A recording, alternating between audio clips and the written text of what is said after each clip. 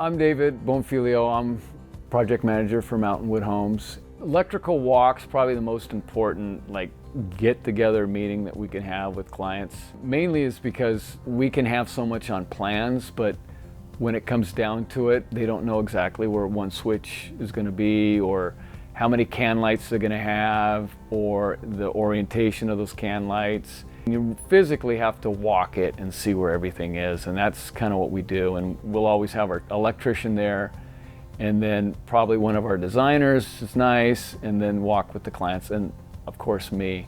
But it's nice to have all of us there. For instance, in this one, Ivan, who was there, was our project coordinator.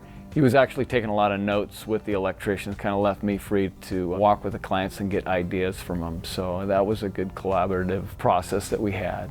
It's probably the most important meeting that we can have with the clients until after production starts.